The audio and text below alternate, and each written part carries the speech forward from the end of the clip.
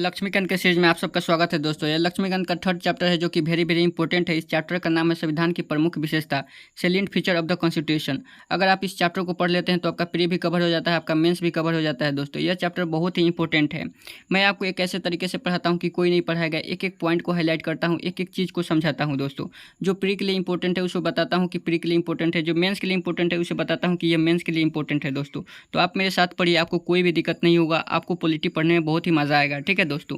तो आज हम लोग 8वां पॉइंट देखेंगे। कल हमने 7 पॉइंट को कवर कर लिया था संविधान की विशेषता की। सबसे पहला पॉइंट हम लोगों ने कवर किया था कि भारत का जो संविधान है सबसे बड़ा और सबसे लंबा लिखित संविधान है। दूसरा पॉइंट ये कवर किया था हम लोगों ने कि भारत का जो संविधान है विभिन्न स्रोतों से विहित है, यानी कि हम लोगों ने अन्य देशों के संविधान से कुछ प्रावधान को ग्रहण किया है उसका अध्ययन करके। ठीक है। फिर तीसरा पॉइंट हम लोगों ने देखा था कि भारत का जो संविधान है नम्यता एवं अनम्यता का समन्वय रखता है, यानी कि न तो हम लचीला है और ना ही हम कठोर हैं। ठीक है। इस तरह हम लोगों ने 7 पॉइंट को कवर कर लिया था। आज हम लोग 8वां पॉइंट को कवर करेंगे जो कि वेरी वेरी इंपॉर्टेंट है। देखिए, चलिए देखते हैं कि वो 8वां पॉइंट कौन सा है दोस्तों। देखिए, वह 8वां पॉइंट है मौलिक अधिकार। मौलिक अधिकार भी संविधान के सबसे महत्वपूर्ण विशेषता है दोस्तों। मौलिक अधिकार क्या होता है? मौलिक अधिकार हमारा एक अधिकार है, हमें जीने का अधिकार देता है, हमें रहने का अधिकार देता है, हमें घूमने की आज़ादी देता है, हमें बोलने की आज़ादी देता है। ये सब हमारा मौलिक अधिकार है दोस्तों। ठीक है। मौलिक अधिकार कितने हैं दोस्तों? तो मौलिक अधिकार 6 है, जो 12 से लेकर 35 तक प्रावधान किया गया है संविधान में। ठीक है दोस्तों। पहले मौलिक अधिकार 7 हुआ करते थे, अब कितने हैं? 6 है। संपत्ति के अधिकार को हटा दिया गया है। ठीक है दोस्तों। चलिए देखते हैं कि यह 6 मौलिक अधिकार कौन कौन है। तो पहला मौलिक अधिकार है समानता का अधिकार, जो कि 14 से 18 है। समानता का मतलब क्या होता है दोस्तों? समानता का मतलब होता है कि हर व्यक्ति को समान नज़र से देखा जाएगा, किसी के साथ भेदभाव नहीं किया जाएगा, चाहे वह धर्म हो, जाति हो, लिंग हो, किसी के साथ भेदभाव नहीं किया जाएगा। धर्म के आधार पर, जाति के आधार पर आप किसी के साथ भेदभाव नहीं कर सकते हैं, सबको समान नज़र से देखेंगे। ये होता है समानता का अधिकार। ठीक है दोस्तों। फिर होता है दूसरा है स्वतंत्रता का अधिकार, यानी हमें स्वतंत्रता है, हमें घूमने की आज़ादी, बोलने की आज़ादी, अभिव्यक्ति की आज़ादी है। ये सब क्या है? हमारा अधिकार है। हमें निजता का अधिकार है, हमें किसी चीज़ को छुपाने का अधिकार है, प्राइवेसी का अधिकार है दोस्तों। ये सब हमारा अधिकार है। स्वतंत्रता का अधिकार में ये सब आता है। फिर तीसरा है शोषण के विरुद्ध अधिकार। शोषण का मतलब क्या होता है दोस्तों? शोषण का मतलब होता है कि अगर कोई बच्चा 14 वर्ष से कम आयु का है तो आप उसे कठिन काम नहीं करा सकते हैं, उसे बलात् श्रम नहीं करा सकते हैं, उसे श्रम नहीं करा सकते हैं। अगर आप उससे श्रम कराते हैं तो वह क्या हो जाता है? शोषण हो जाता है। इसी तरह अगर कोई व्यक्ति है, वह उससे आप 8 घंटा काम करा रहे हैं और उसको वेतन दे रहे हैं, बहुत कम रुपया दे रहे हैं, यानी 100-200 रुपया दे रहे हैं, तो यह भी एक शोषण है दोस्तों। आप अधिक काम करा कर कम वेजेस नहीं दे सकते हैं। ठीक है। यह भी एक शोषण है। क्या होता है? शोषण का मतलब होता है कि आप किसी व्यक्ति से ज़बरदस्ती काम करा रहे हैं। ठीक है। वो करने योग्य नहीं है फिर भी आप उससे काम करा रहे हैं, यही तो शोषण है दोस्तों। तो पहला हमने देखा समानता, दूसरा देखा स्वतंत्रता, तीसरा देखा शोषण के विरुद्ध। 23 से 24 के बात करता है अनुच्छेद। ठीक है। फिर चौथा स्वतंत्रता है दोस्तों, धार्मिक स्वतंत्रता का अधिकार है। धार्मिक स्वतंत्रता का मतलब हमें किसी धर्म को अपनाने का अधिकार है, किसी धर्म का प्रचार करने का अधिकार है। ये धार्मिक स्वतंत्रता होता है जो 25 से 28 अनुच्छेद में दिया हुआ है। फिर 5वां अधिकार है सांस्कृतिक एवं शिक्षा का अधिकार। किसी भी अल्पसंख्यक को शिक्षा ग्रहण करने का अधिकार है। अल्पसंख्यक का मतलब होता है जो संख्या में कम हो। किसी भी व्यक्ति को, किसी भी अल्पसंख्यक को अपने मनपसंद शिक्षा संस्थान खोलने का अधिकार है। ये सब क्या है? सांस्कृतिक एवं शिक्षा का अधिकार है दोस्तों। फिर संवैधानिक उपचारों का अधिकार है जो अनुच्छेद 32 है। ये संवैधानिक उपचारों का अधिकार क्या होता है दोस्तों? अगर ये 6 मौलिक अधिकार का किसी का उल्लंघन होता है तो आप सीधे सुप्रीम कोर्ट जा सकते हैं, यानी उच्चतम न्यायालय जा सकते हैं। और उच्चतम न्यायालय आपके लिए क्या करता है? तो 5 प्रकार का रिट जारी करता है। वे 5 प्रकार के रिट क्या होते हैं दोस्तों? तो सबसे पहला रिट जो है दोस्तों, बंदी प्रत्यक्षीकरण है। बंदी प्रत्यक्षीकरण का मतलब क्या होता है दोस्तों? तो न्यायालय किसी गिरफ्तार व्यक्ति के लिए आदेश देता है कि आप उसे न्यायालय में प्रस्तुत कीजिए। कहाँ कीजिए? न्यायालय में, यानी कोर्ट में प्रस्तुत कीजिए। अगर कोई व्यक्ति गिरफ्तार हो रहा है तो न्यायालय क्या कहेगा? आप जल्दी से इसे न्यायालय में ले जाइए, आप जेल में मत रखिए। ठीक है। और इसके लिए पीड़ित व्यक्ति की ओर से कोई भी आवेदन कर सकता है। ऐसा नहीं कि पीड़ित व्यक्ति ही आवेदन कर सकता है। पीड़ित व्यक्ति तो गिरफ्तार हो गया तो उसके लिए आवेदन कौन कर सकता है? तो आपका कोई भी व्यक्ति हो तो वह आवेदन कर सकता है। यह किसके खिलाफ जारी हो सकता है? बंदी प्रत्यक्षीकरण। तो यह किसी राज्य के खिलाफ और किसी व्यक्ति के खिलाफ भी जारी किया जा सकता है। ठीक है। और उसके बाद होता है दूसरा परमादेश। परमादेश क्या होता है दोस्तों? तो परमादेश यह होता है कि न्यायालय को अगर लगता है कि कोई सार्वजनिक पदाधिकारी यानी कि सरकारी कोई आदमी क्या कर सकता है? वो अपनी दायित्वों का पालन नहीं कर रहा है, यानी जो उसको कार्य सौंपा गया है वह अपने दायित्वों का पालन नहीं कर रहा है, तो उसके खिलाफ भी क्या हो सकता है? यह रिट जारी किया जा सकता है। फिर प्रतिषेध होता है। प्रतिषेध का मतलब क्या होता है दोस्तों कि जब हाई कोर्ट यानी उच्च न्यायालय क्या करता है, अधीनस्थ न्यायालय को क्या करता है, कार्यों को रोकने के लिए, यानी उच्च कार्यों को रोकने के लिए क्या कर सकता है, उसके खिलाफ रिट जारी कर देता है। यानी कि हाई कोर्ट किसके खिलाफ जारी करता है, तो जो अधीनस्थ न्यायालय होता है, जो डिस्ट्रिक्ट कोर्ट होता है, उसके खिलाफ जारी करता है। अगर वह अपने कार्य से भटक कर किसी मतलब उच्च न्यायालय के कार्यों को करने लगता है, उच्च न्यायिक कार्यों को करने लगता है, तो उसे रोकता है कौन, हाई कोर्ट रोकता है। ठीक है। फिर होता है तीसरा होता है अधिकार परीक्षा। अधिकार परीक्षा का मतलब क्या होता है दोस्तों, अधिकार परीक्षा का मतलब होता है कि इसे न्यायालय द्वारा किसी व्यक्ति द्वारा सार्वजनिक कार्यालय के अवैध अनाधिकार ग्रहण करने के लिए रोकता है। ठीक है। देखो, अधिकार परीक्षा का मतलब कि आपका अधिकार नहीं है उस कार्य को करने के लिए, फिर भी आप उस कार्य को कर रहे हैं, किसी दूसरे के कार्य को कर रहे हैं, आप उसमें टांग अड़ा रहे हैं, तो वह आपका क्या हो गया, अधिकार परीक्षा उसके खिलाफ जारी कर सकता है। कौन, न्यायालय जारी कर सकता है। अवैध अनाधिकार, आपको अधिकार नहीं है फिर भी आप उस कार्य को कर रहे हैं, यही होता है अधिकार परीक्षा। ठीक है। फिर होता है उत्प्रेषण। उत्प्रेषण का मतलब क्या होता है, उत्प्रेषण का मतलब होता है कि यह उच्चतम और हाई कोर्ट, यानी कि हाई कोर्ट एवं उच्चतम न्यायालय के द्वारा क्या होता है, जो निचले न्यायालय होता है, जो अधीनस्थ न्यायालय होता है, उसके विरुद्ध जारी किया जा सकता है अगर वह अपने क्षेत्राधिकार से बाहर कार्य करता है।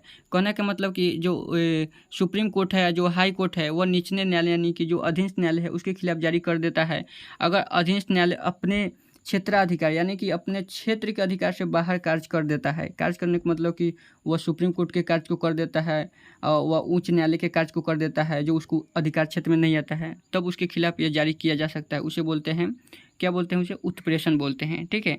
तो शायद आप लोग समझ गए होंगे। अगर आप नहीं समझे हैं तो इसका अलग से चैप्टर भी है, उस पर हम अलग से वीडियो बनाएंगे। ठीक है। या अगर इसमें हम ज़्यादा समझाएंगे तो लंबा वीडियो हो जाएगा। ठीक है। तो यहाँ से हम लोगों ने देखा कि संवैधानिक उपचार के लिए उच्चतम न्यायालय क्या करता है, 5 प्रकार का रिट जारी करता है, अनुच्छेद 32 में कहा गया है। ठीक है। अगर आपसे कोई पूछे कि मौलिक अधिकार का उद्देश्य क्या है दोस्तों, तो मौलिक अधिकार का उद्देश्य राजनीतिक लोकतंत्र के भावना को प्रोत्साहन देना।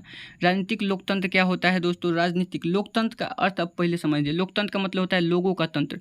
लोगों के द्वारा ही शासक को चुना जाता है। लोग अपने मनपसंद से शासक को चुनते हैं, अगर चाहे तो वह हटा भी सकते हैं। लोग को सार्वभौम वयस्क मताधिकार का अधिकार है, उसे वोट देने का अधिकार है, अपने मनपसंद के शासक को चुन सकते हैं, यानी जनता द्वारा शासक को चुना जाता है, उसी को तो लोकतंत्र कहते हैं, यानी जहाँ जनता का शासन होता है। ठीक है। उसी को लोकतंत्र कहते हैं। फिर क्या होता है, तो इसका उद्देश्य हो गया लोकतंत्र भावना को प्रोत्साहित करना। फिर अगर बात करें तो कार्यपालिका और विधायिका के मनमाने कानून का निरोधक की तरह काम करता है। यानी जो मौलिक अधिकार है वह कार्यपालिका कौन होता है, जो कानून बनाता है, कानून को लागू करता है। विधायिका कौन होता है, जो कानून बनाता है। तो इनके मनमाने कार्य को रोकता है मौलिक अधिकार। अगर ये ऐसे कोई कानून बना दे जिससे हमारा मौलिक अधिकार का उल्लंघन हो जाता है, मौलिक अधिकार ब्रेक हो जाता है, तो इनका कानून लागू नहीं होगा। यह निरोधक की तरह इस पर कौन आ जाएगा, तो मौलिक अधिकार आ जाएगा। और यहाँ से अनुच्छेद 32 में क्या हो जाता है, 5 प्रकार के रिट जारी हो जाता है अगर किसी व्यक्ति के मौलिक अधिकार का उल्लंघन होता है तो। ठीक है दोस्तों। और इसमें कहा गया है कि इसीलिए इस पॉइंट को याद रखिए, कार्यपालिका और विधायिका के मनमाने कानून पर निरोधक की तरह काम करता है। फिर कहा गया है कि उल्लंघन की स्थिति में इसे न्यायालय के माध्यम से लागू किया जा सकता है। जिस व्यक्ति के मौलिक अधिकार का हनन होता है वह सीधे सर्वोच्च न्यायालय के शरण में जा सकता है। किसी व्यक्ति का मौलिक अधिकार का हनन हुआ वह सर्वोच्च न्यायालय के शरण में जा सकता है, जो अधिकारों की रक्षा के लिए बंदीपंथी, ये तो हमने देख ही लिया है। ठीक है। हालांकि मौलिक अधिकार के कुछ सीमाएँ भी है, कुछ सीमाएँ के दायरे भी होते हैं। ऐसा तो नहीं है हर किसी का कुछ सीमा होता है, इसलिए मौलिक अधिकार का भी कुछ सीमा है, लेकिन ये अपरिवर्तनीय नहीं है, अपरिवर्तनीय भी नहीं है। यानी कि यह परिवर्तनीय है। कैसा है, परिवर्तनीय है, या अपरिवर्तनीय नहीं है। ऐसा नहीं कि इसमें परिवर्तन नहीं किया जा सकता, नहीं, इसमें परिवर्तन किया जा सकता है। क्या किया जा सकता है, तो संसद इन्हें संविधान संशोधन अधिनियम के माध्यम से समाप्त कर सकती है। ठीक है। संशोधन करके इसे क्या कर सकती है, समाप्त कर सकती है, अथवा इनमें कटौती भी कर सकती है। ठीक है। अनुच्छेद 20 और 21 के द्वारा प्रदत्त अधिकारों को छोड़कर राष्ट्रीय आपातकाल के दौरान इन्हें स्थगित किया जा सकता है। देखिए, जब भी राष्ट्रीय आपातकाल लगे, राष्ट्रीय आपातकाल का मतलब होता है नेशनल इमरजेंसी। जब कोई देश में कोई आक्रमण हो जाता है, युद्ध की स्थिति होता है, तो राष्ट्रीय आपातकाल लगाया जाता है। उस स्थिति में क्या किया जाता है, तो अनुच्छेद 20 और 21 को छोड़कर बाकी सभी मौलिक अधिकार को क्या किया जा सकता है, स्थगित किया जा सकता है। ये सब इसमें कहा गया है मौलिक अधिकार में। ठीक है। तो ये मौलिक अधिकार के एक अलग चैप्टर है, टेंशन मत लीजिए, आप पढ़िएगा, बहुत अच्छे से पढ़िएगा। ठीक, इसमें तो बस विशेषता दिखा रहा है ना, तो ज़्यादा समझाना भी तो जरूरी नहीं, क्योंकि लंबा हो जाएगा तो आपको भी पढ़ने में मज़ा नहीं आएगा। ठीक है। फिर चलिए देखते हैं 9 नंबर। 9 नंबर कहता है, 9 नंबर विशेषता क्या है कि राज्य के नीति निर्देशक सिद्धांत। राज्य के नीति निर्देशक सिद्धांत भी तो एक विशेषता है डीपीएसपी, जिसे बोलते हैं DPSP, directive principle state policy, ठीक है, डीपीएसपी, ठीक है। कहता है डॉक्टर अंबेडकर जी कहते हैं, भीमराव अंबेडकर जी, इनके अनुसार जो है राज्य के नीति निर्देशक सिद्धांत भारतीय संविधान की एक अनूठी विशेषता है। अगर आप मेंस लिख रहे हैं तो आप यहाँ पर इस कोटेशन को लिख सकते हैं कि अंबेडकर जी के अनुसार क्या है, डीपीएसपी क्या है, एक अनूठी विशेषता है।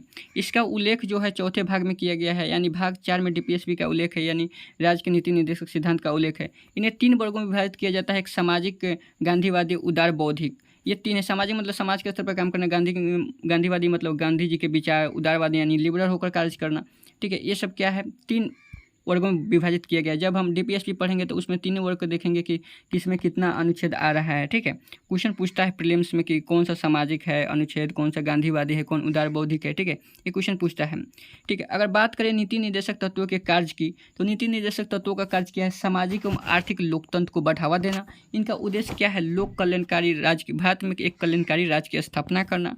और हालांकि मौलिक अधिकार की तरह इन्हें कानूनी रूप में लागू नहीं किया जा सकता। याद रखिएगा इस स्टेटमेंट को कि इसे कानूनी रूप में लागू नहीं किया जा सकता मौलिक अधिकार की तरह, ठीक है।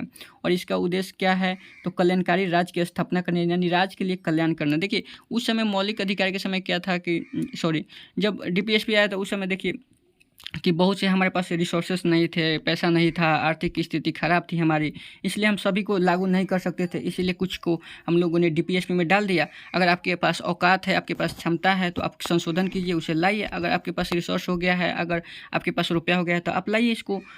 जैसे लाया भी गया है, जैसे कि पंचायत को लाया गया, जो अनुच्छेद 40 में था उसे अब 73वां संशोधन से ला दिया गया, पंचायत का गठन कर दिया गया। उसके बाद नगर पालिका का भी गठन कर दिया गया। ऐसा किया गया है। अगर आपके पास रिसोर्स है तो आप कीजिए, अगर आपके पास क्षमता है तो, ठीक है, यही कहता है। फिर अगर बात करें दोस्तों तो कानूनी रूप में इसे लागू नहीं किया जा सकता मौलिक अधिकार। संविधान में कहा गया है कि देश की शासन व्यवस्था में यह सिद्धांत मौलिक है। क्या है, देश की शासन व्यवस्था में यह सिद्धांत मौलिक है। यह देश की जिम्मेदारी है कि वह कानून बनाते समय इन सिद्धांतों को अपनाए, इसलिए इन्हें लागू करना राज्य का नैतिक कर्तव्य है। डीपीएसपी को लागू करना राज्य का नैतिक कर्तव्य है, किंतु इनकी पृष्ठभूमि में वास्तविक शक्ति राजनीतिक है। कैसी है, वास्तविक शक्ति राजनीतिक है, अर्थात जनमत है, ठीक है। एक मामला आया था मिनर्वा मिल्स मामले 1980 में, जब सर्वोच्च न्यायालय ने कहा था कि भारतीय संविधान की नींव मौलिक अधिकार और नीति निर्देशक सिद्धांत के संतुलन पर रखी गई है। देखिए इस मामले को याद रखिएगा, कहा गया है कि मिनर्वा मिल्स में कि जो भी भारतीय संविधान की नींव रखी गई है वह मौलिक अधिकार और नीति निर्देशक सिद्धांत के संतुलन पर ही रखी गई है, ठीक है। ठीक है दोस्तों, तो ये वीडियो लंबा हो जाएगा, इसमें हम 2 ही विशेषता को देखेंगे। कल हम देखेंगे मौलिक कर्तव्य वाला विशेषता, ठीक है। तो आज हमने 2 विशेषता देखा। अगर आपको समझ में आया होगा तो लाइक और सब्सक्राइब जरूर कीजिएगा। तब तक के लिए जय हिंद।